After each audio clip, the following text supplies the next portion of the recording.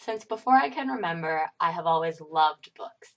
The three books I chose for my autobiography are a testament to that and fully encompass milestones throughout my life as a reader, from childhood to adolescence to adulthood. For a book that shaped my childhood reading experiences, I chose Where the Sidewalk Ends by Shel Silverstein.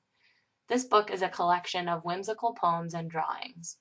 Some of my favorites include Hug o' War, Sick, and Melinda May.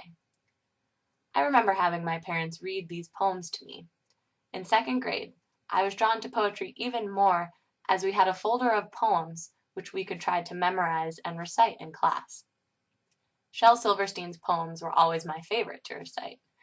I think I was drawn to them because they were so unique and accessible to kids.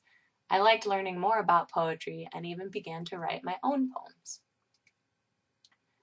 The book I chose for my adolescence is the Harry Potter series written by J.K. Rowling, specifically the third book in the series, Harry Potter and the Prisoner of Azkaban.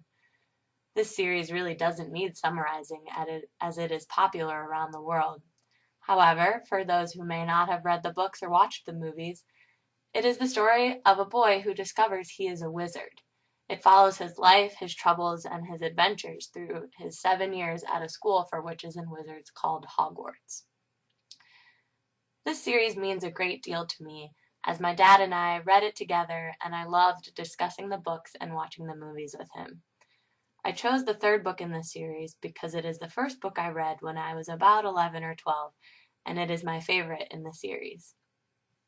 This series furthered my love for reading and taught me a great deal about perseverance, courage, and the importance of family and friends.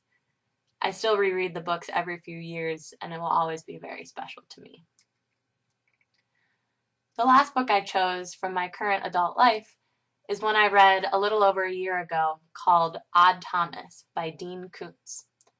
This book follows the story of a young man named Odd Thomas who has the ability to see dead people.